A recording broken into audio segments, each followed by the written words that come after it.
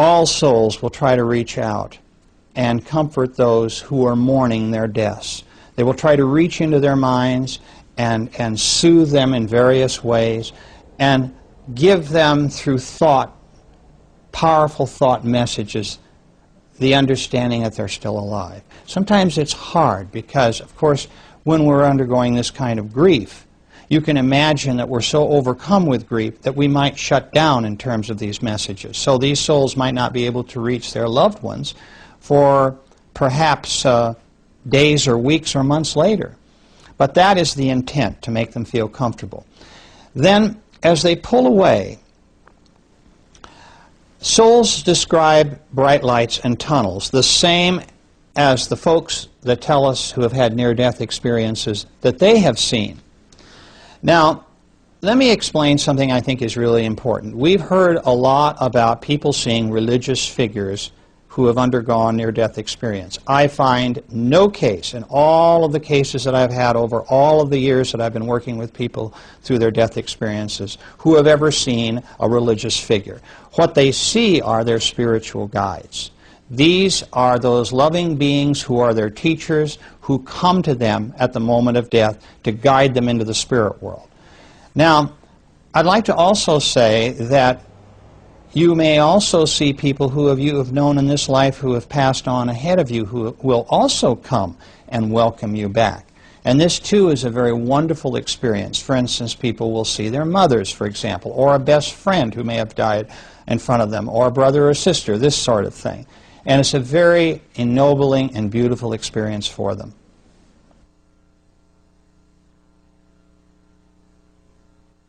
When a person who has just died sees their spirit guide or friends and relatives who they've known before, or soulmates, they usually see a projection of a face that is familiar to them.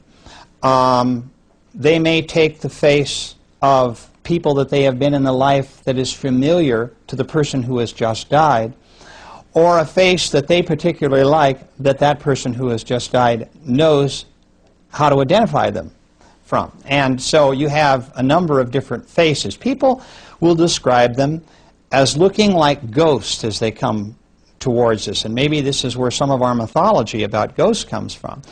Oftentimes they don't see anything below the waist. Essentially they see a light form coming, misty if you will, a pinpoint of light in the beginning, and then a misty shape, a ghost-like shape, and then when they get close they can make out, you know, features that are projected to them by the being that is coming towards them for recognition.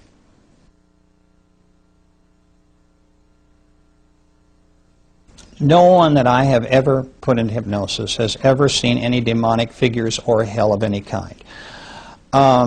We have heard this from some people who have had near-death experiences, not many, a few.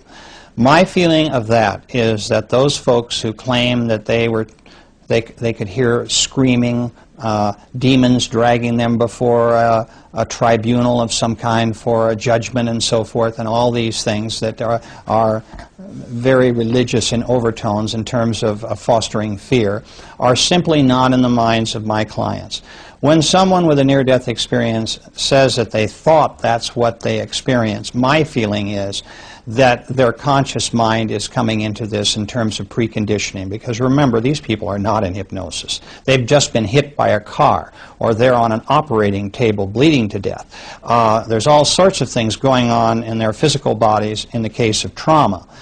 And so what has happened here, in my view, is that their conscious mind is on overload, and all of those fears and anxieties that they have had in their walking around state about life after death is coming back to haunt them. They are not describing what really exists in terms of being taken in front of demons and being punished and so forth. Their bright lights and tunnels are real, but when they start getting into a lot of the things that concern them in terms of their conscious fears, I suspect preconditioning. My clients tell me that the spirit world is a place of love, forgiveness, and kindness.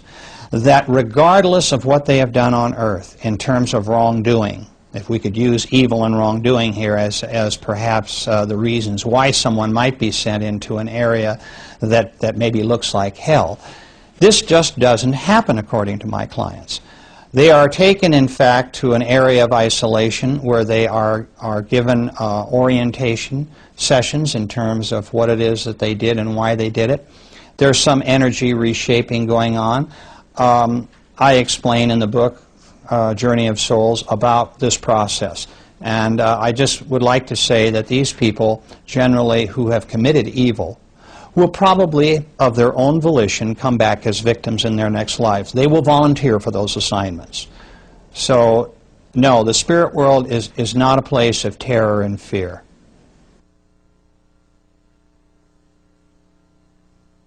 Let me describe to you where I think some people get an idea of a tribunal. And this might be filtering down through their subconscious mind. We do go before a council of what I call elders, wise beings. They've been called the old ones, the sacred ones. There's lots of different names. These are very advanced beings who review the life just lived. Our guides do this. Our guides do this when we first cross over.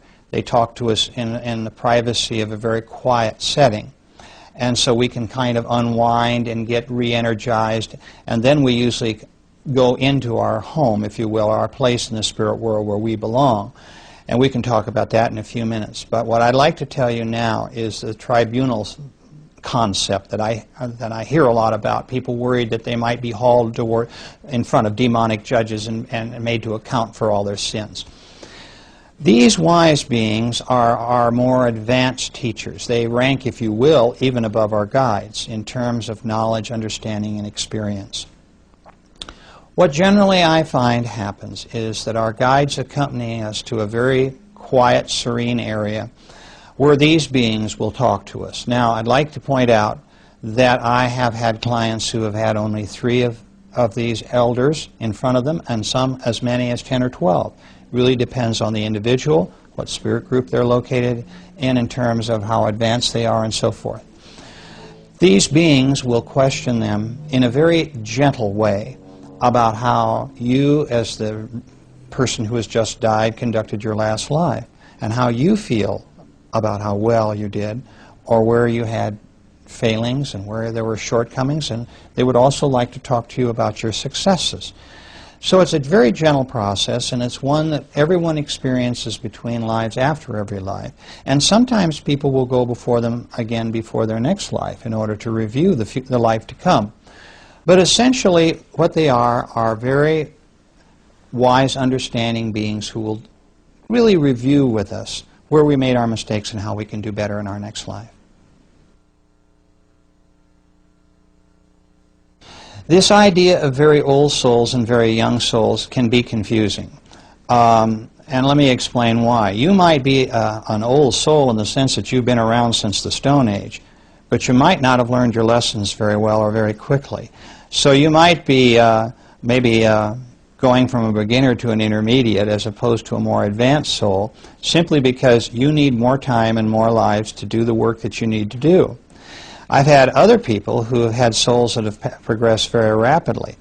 I had one lady who in 4,000 years of incarnations on Earth, which is not a long time, moved from the beginner level up to almost intermediate, which is very, very fast. So the reason that I can tell this is by the auras they project in the spirit world, and usually these colors have really no relation to the auras that people who have that ability on Earth can see around us. And from the colors of their energy, I can determine the advancement of the soul. This took a long, long time to discover this and all the other things that we're talking about today.